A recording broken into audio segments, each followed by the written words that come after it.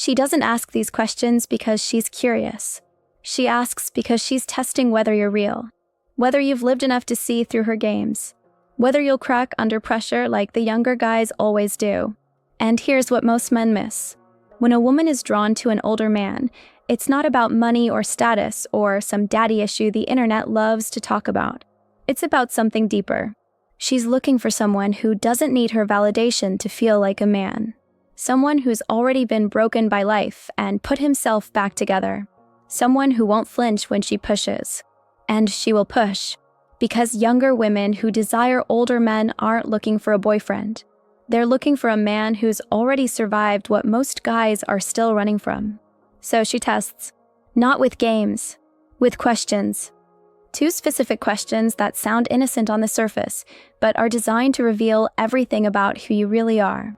And if you answer wrong, she's gone. Not immediately, but emotionally. She'll smile, she'll stay for a while, but the attraction dies right there. Because she didn't see what she was hoping to see. Let's talk about why this happens. Women are not wired the way we are. They don't fall for looks first or charm first. They fall for emotional certainty. And when a younger woman is attracted to an older man, that attraction is almost always rooted in one thing. Safety. Not physical safety. Emotional safety. She wants to know that you won't collapse when life gets hard. That you won't become needy when she pulls away. That you've already faced your demons and you're still standing. She's seen the guys her age. The ones who talk big but crumble when tested. The ones who need constant reassurance. The ones who can't handle silence or space or a woman who has her own mind. So when she meets you, someone older, she's intrigued. But intrigue isn't trust. And attraction without trust doesn't last. That's where the tests come in. She needs to know if you're different. Or if you're just older but still emotionally the same as the rest. Now here's the part most men don't understand. These tests aren't meant to hurt you. They're meant to protect her. Because if she's going to open up to you, if she's going to respect you, if she's going to desire you in the way that makes a woman truly invest, she needs proof. Proof that you're not pretending. Proof that you're not performing. Proof that the strength she senses in you is real. And she finds that proof in how you respond to 2 very simple questions. The first question usually comes early. It sounds casual, almost throwaway. She'll ask it in passing, maybe over coffee, maybe through text. She'll say something like, "So, what do you actually want right now?" Or, "Where do you see yourself going?" Or, "What are you really looking for?" It sounds like small talk. It's not. This is her trying to see if you know who you are, if you have a direction, if your life is built around something real, or if you're just drifting. Because younger guys usually stumble here. They either try to impress her with big, vague dreams that sound good but mean nothing, or they panic and try to figure out what she wants to hear, or they get defensive and make a joke to avoid the question. And she sees all of it. She sees the insecurity, the lack of center, the need to perform, and it turns her off. Not because she's cruel, but because she's looking for a man who already knows his answer. A man who doesn't need her approval to say it. A man who speaks calmly, clearly, without apologizing or inflating. She wants to feel that you've thought about your life, that you've made choices, that you're not just reacting to the world, you're building something. And when you answer with that kind of quiet certainty, something shifts in her. She relaxes. She leans in, because she just got her first piece of evidence that you might be different. But she's not done, because the first question tests your clarity. The second question tests your strength. And this one cuts deeper. It usually comes after you've spent some time together, after she's started to feel something, after the attraction has grown. She'll create distance, pull back, go quiet, and then she'll say something like, "Do you even care if I'm here or not?" Or, "You seem fine without me." Or, "I feel like you don't really need me." And this is where most men fail, because it sounds like she's hurt, like she needs reassurance. Like you're supposed to chase her and prove that you care. So you do. You text more. You explain yourself. You try to close the gap she just created. And the moment you do, you lose her. Because that's not what she was looking for. She wasn't asking you to prove you need her. She was testing whether you do. And the right answer is simple. You don't. Not in the way she's testing for. You care about her, yes. You enjoy her, absolutely. But you don't need her to feel whole. You don't collapse when she steps back. You don't panic when there's space. Because your life, your worth, your emotional center, none of that depends on her. And when she sees that you don't flinch, everything changes. Because she just found what she was really looking for. A man who doesn't need her, but chooses her. There's a massive difference. And women, especially women attracted to older men, they feel that difference in their bones. Let me take you inside her mind for a moment. She's been with guys who needed her, who made her their emotional support system, who couldn't handle a day without texting, who got anxious when she didn't respond fast enough. It felt like love at first. It felt intense, but it wasn't attraction. It was dependency, and dependency is exhausting. It made her feel responsible for his emotions, like she had to manage him, like if she pulled away even slightly, he'd fall apart. And you can't respect someone you have to manage. You can't desire someone you have to mother. So when she meets you, she's watching.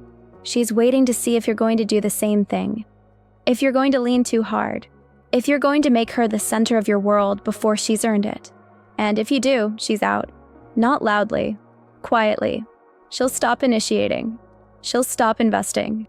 She'll keep you around maybe, but the desire is gone. But if you don't chase, if you stay calm, if you give her the space without making it a punishment, if you show her that you're good either way, then she feels something she rarely feels with men. Freedom. The freedom to choose you without feeling trapped. The freedom to miss you without you forcing it. The freedom to come closer because she wants to, not because you need her to. And that freedom is what creates real desire. The kind that lasts. The kind that makes her pursue. The kind that makes her invest emotionally in ways she never has before. Now, let's go deeper into what these two questions are really measuring. The first question, the one about what you want, isn't just about career or goals. It's about identity. She's asking, do you know who you are when no one's watching? Because most men don't. Most men shape themselves around what they think will get them respect or attention or sex. They become what they think they should be. And women sense that. They feel the performance. It shows up in how you talk, how you move, how you react when challenged. There's a tension there, a trying, and it repels her on a level she can't even explain. But when you're older and you've actually done the work, when you've failed enough times to stop pretending, when you've built something or lost something or survived something that forced you to figure out who you actually are, it shows. You speak differently. You don't over-explain. You don't need to convince. You just state things, calmly, clearly, without attachment to whether she agrees or not. And that calm certainty does something to her nervous system. It makes her feel safe, not boring safe. Safe like she can finally stop performing too. Safe like she doesn't have to test you every day to make sure you're still solid. Safe like you've already been tested by life and you passed. That's the feeling she's chasing.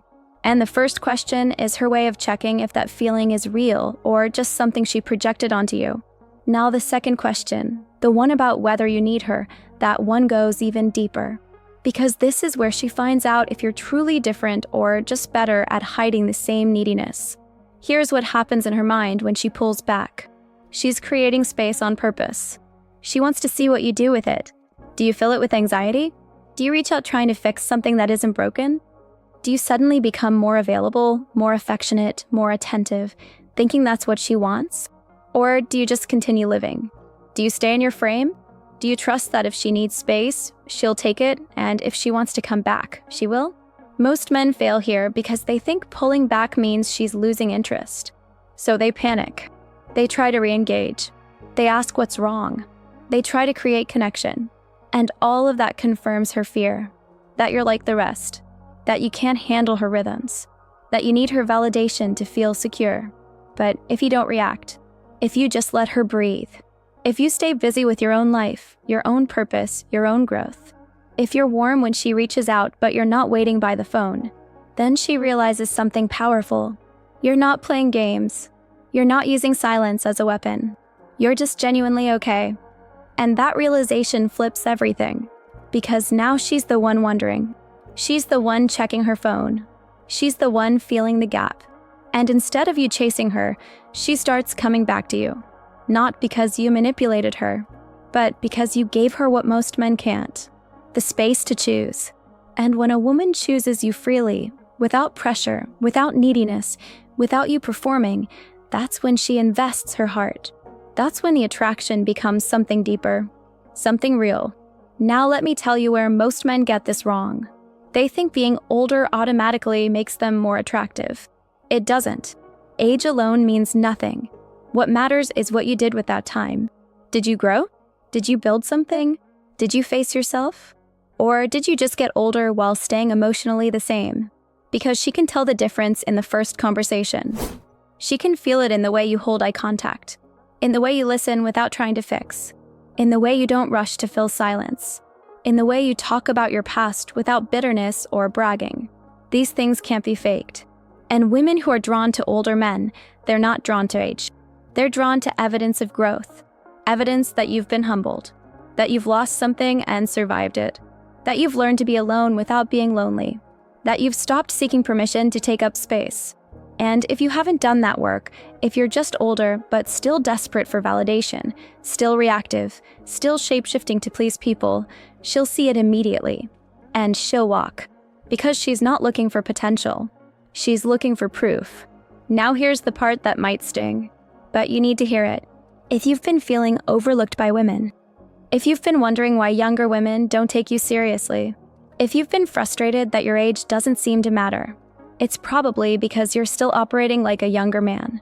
You're still seeking, still trying, still performing, and she can sense it. She can sense that you think being older gives you value. But value isn't something you think yourself into. It's something you build through choices, through discipline, through how you treat yourself when no one's watching.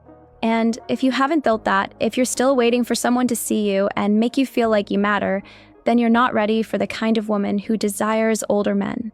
Because she doesn't want someone who needs her to feel valuable. She wants someone who already is. And that's not arrogance. That's just self-respect. It's knowing your worth without needing to announce it. It's walking into a room and not scanning for approval. It's being able to sit with yourself and feel at peace. And when you get to that place, when you genuinely stop needing her attention to feel good about yourself, that's when everything shifts. That's when women start noticing, not because you changed your clothes or your career, but because your energy changed. You stopped leaning. You stopped trying to prove. You just existed in your own frame, and that frame is magnetic. Now let's talk about what happens when you pass both tests. When you answer the first question with clarity. When you handle the second test with calm non-reaction. She doesn't just feel attracted anymore. She feels something deeper, respect. And for a woman, respect and attraction are inseparable. She can't desire a man she doesn't respect. And she can't respect a man who bends himself to keep her. So when she sees that you won't bend, that you won't break, that you know who you are and you're not apologizing for it, something inside her shifts. She stops testing. She stops playing. She starts investing. She starts showing up. She starts chasing in her own way. Not desperately, but intentionally. She'll text first. She'll make time. She'll start talking about future plans. She'll introduce you to her world. Because now she trusts you. Not because you said the right things, but because you didn't need to. You just lived your truth and let her decide if she wanted in. And that's the kind of power most men never experience. Because they give it away too early. They hand over their frame in exchange for attention. They compromise who they are to keep her interested. And the moment they do, they lose her. But you're different. Or at least you can be.